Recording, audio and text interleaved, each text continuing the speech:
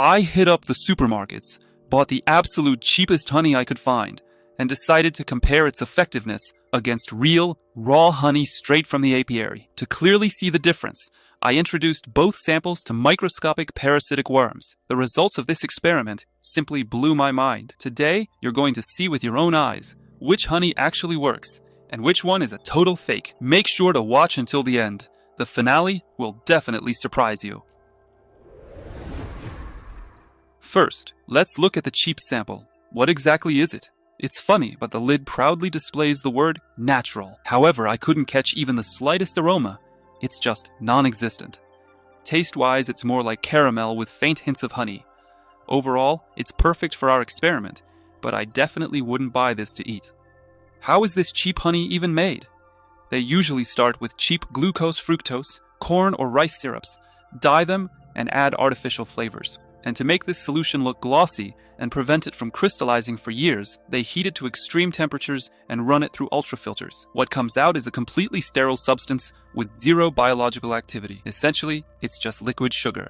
Our second test subject is 100% natural, raw honey from my relative's apiary. I have zero doubts about its quality. I was personally there during the harvest. And what's more, I chose honey that was still in the honeycomb just recently. Playing the role of our guinea pigs will be banana nematodes. Unlike their dangerous cousins that destroy plant roots or harm animals, these microworms are harmless. But their body structure and protective outer shell are entirely identical to parasitic species, making them absolutely perfect for our visual test. Why should honey have a destructive effect on microworms in the first place? First, a massive osmotic shock. The high concentration of sugars in a 30% solution literally sucks the moisture out of the nematode cells, dehydrating them instantly. Second, a chemical reaction.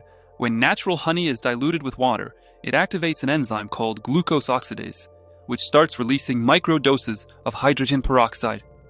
Add in natural phytoncides and organic acids, and you get a lethal cocktail that the worm's protective shields theoretically have no chance against. I'm preparing 30% solutions. The ratio is simple. I take 1 flat teaspoon of the cheap honey and dilute it with 3 teaspoons of water. I do the exact same with the expensive raw honey. The solutions are ready. Let's begin. For the first test with the artificial honey, I place a drop of the solution on the slide.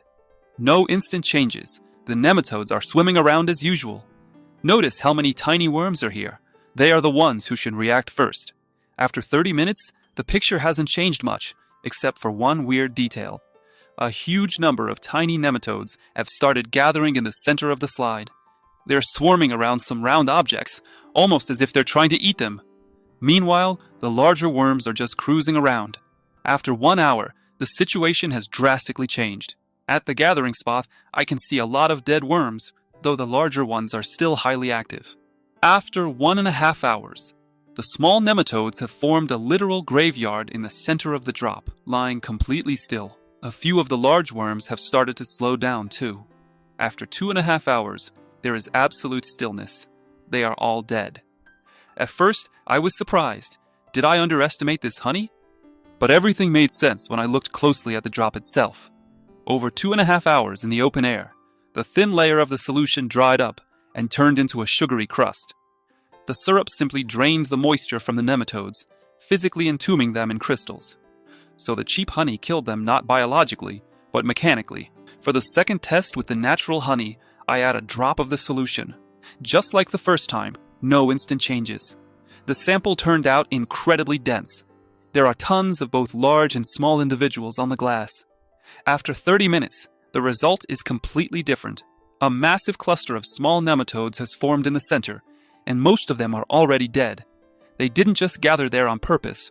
Being paralyzed, they simply sank to the bottom of the drop under gravity. The large nematodes are clearly suffering too. They're sluggishly wriggling in place, rapidly losing strength.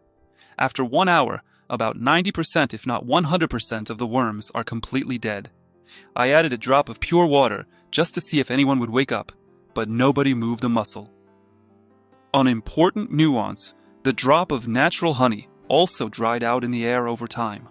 But the difference is colossal. While the worms lived for 2 hours in the cheap honey, in the natural product, It was clear by minute 30 that they stood no chance. The natural active compounds struck first and fast. Think that's it? To make this experiment 100% accurate, I ran a final control test. Right at the very beginning, I dropped a batch of live nematodes directly into our test tubes with the liquid solutions to completely rule out the factor of the drops drying on the glass.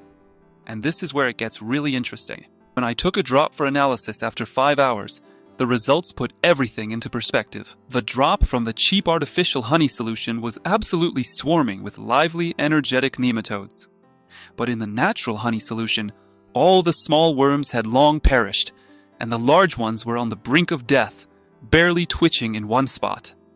My final conclusion is that the artificial supermarket honey is absolutely ineffective. It's just an empty sweet syrup, carrying zero biological functions. But the natural honey showed its maximum natural power, which our experiment clearly proved. With that, our investigation comes to an end. Hit the like button if you enjoyed this video, and make sure to subscribe to the channel so you don't miss any new microworld experiments.